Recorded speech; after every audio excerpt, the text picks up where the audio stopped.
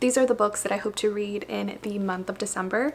I've actually already started quite a few of these, so let's get right into the video. If you only care about the books and don't necessarily care to know what they're about, these are all the books that I'm planning to read. But if you are interested in a brief synopsis, I will tell you a little bit about them based on my understanding before reading the books. The first book that I'm hoping to finish in December is Sky Full of Elephants. This is by Cebo Campbell, and I believe this is their debut novel. It is a speculative fiction novel. One day, white people decide to march into the nearest body of water and essentially drown themselves. And so the people left behind are left with the question of, what do we do now? In particularly, we follow a father and a daughter. The father was released from prison when the event happened. There were people that went into the prisons and released everybody, and he ends up becoming a teacher in this small town. Now, his daughter grew up under different circumstances. He actually wasn't even aware that he had a daughter. She grew up with her white mother, thinking that she is white and passing off as white. Alone in the world, she reaches out to her father. She wants to travel to a different state that is a safe haven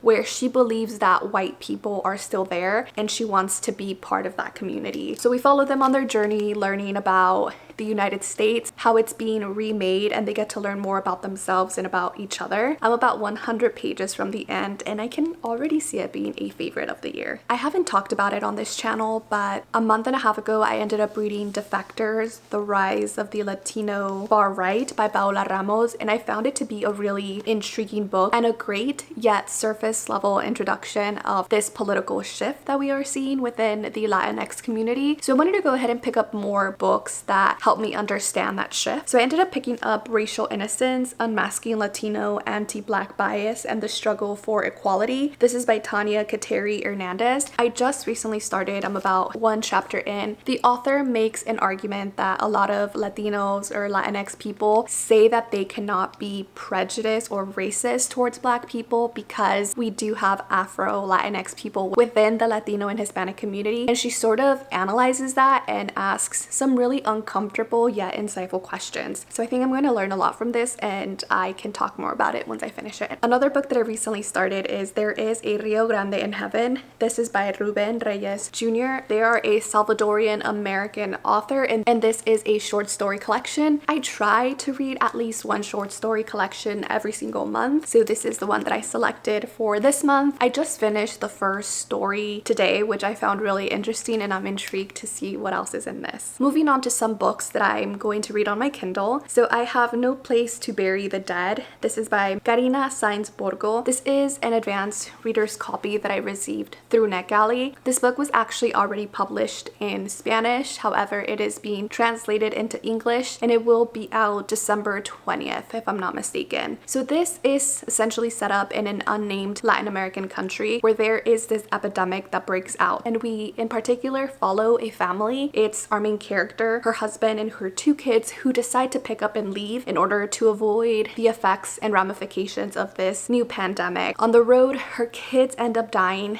and she is looking for a place to bury them. That's really all that I know about this book. I just started it. I'm about 1 to 2 chapters in. And what I find interesting is that I thought it was going to have a more speculative fiction feel to it, but it's starting to have some Western vibes. So we'll see where it goes from here. Another digital arc that I need to start and finish is Private Rites by Julia Armfield. I've read this author's previous short story collection and also her novel, Our Wives Under the Sea. I was a really big fan of Our Wives Under the Sea. I liked her short story collection, but I wasn't wowed by it. So I really want to see where I land with this book. This is another speculative fiction read that is set in a near future where it's constantly raining and people are forced to live in cities and really high up on the ground because the ground is essentially flooded. And in this one, we're following 3 sisters who may or may not be estranged, but they are brought back together after their dad dies. It's also supposed to be vaguely inspired by King Lear,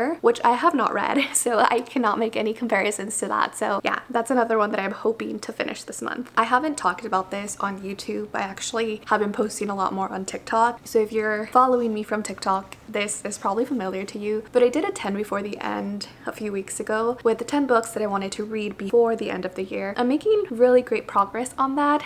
So these are the 2 additional books on that list that I want to read that I haven't already mentioned. First one of those is Time of the Flies by Claudia Pinero. I have a copy of this. I don't know where it is. I need to find it so I can read it this month. This is a work of translated fiction from Spanish. I have read another book by Claudia Pinero, and it is now one of my favorite books of all time. That is Elena Knows. She has a book in between these two, which I haven't read, but I probably will read sometime next year. But in this one, Time of the Flies, we're following a woman who was previously incarcerated for killing her husband, and when she gets out, her and her friend start this business called FFF, Females, Fumigation, and Flies, and it's a mix of a pest control and private investigation company for women by women. And one day she gets a strange request from a lady who wants their expertise in doing something much more than pest control. I'm really excited about this one. I think it's gonna be like a crime fiction book. The last and final book that is on that list is I Was a Teenage Slasher by Stephen Graham Jones. Stephen Graham Jones is not a new author to me. I've read 2 of his previous novellas. This will actually be his first full-size novel that I read. I tried to read The Only Good Indians, I want to say a year ago, and I borrowed it through my library via audio. I could not keep up with the story via audio. I don't know what it was, just my brain was not grasping the story, so I put it down, never picked it back up. I'm ready to try again. I'm pretty sure this is a book about a slasher.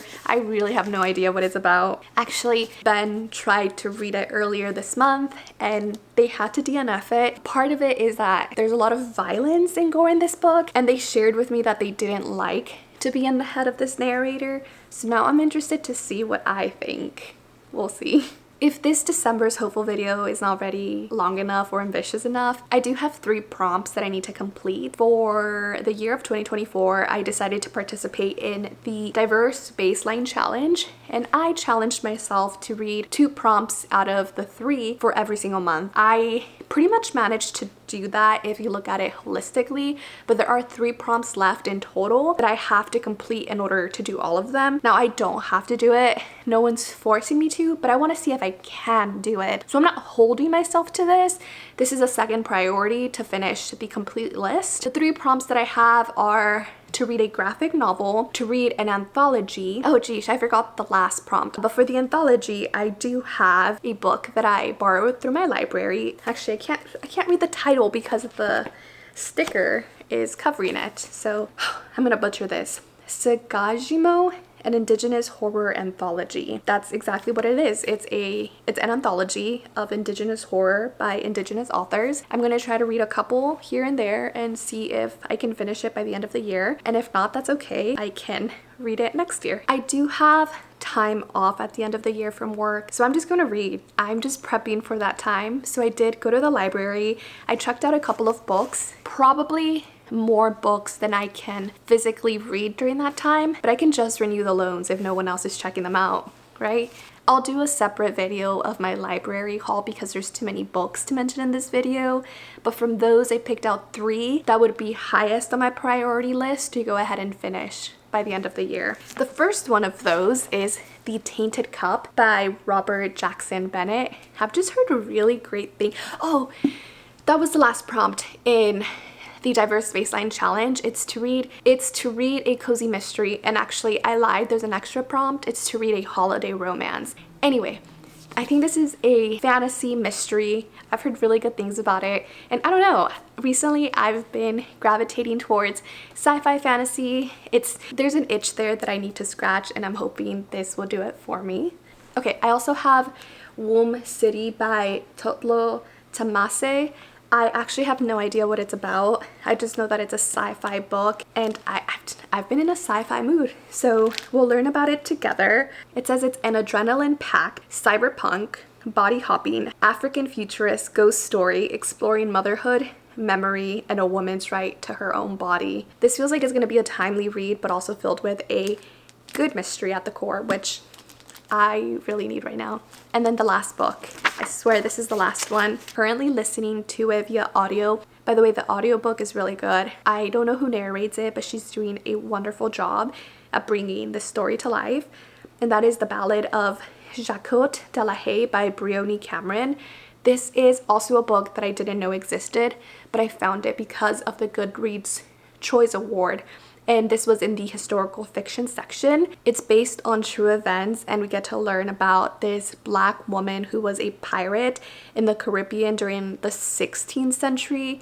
It's sometime in the 1500s or 1600s. It's really interesting. I'm really enjoying learning about this time period through this book, learning more about this cool pirate, and it's also sapphic. So yeah, I'm really enjoying it. I'm about 20% in, and I'm hoping to finish it very soon. Wow, okay, those are a lot of books. Let me know down below what you're reading in the month of December. I hope you have a wonderful time and happy holidays.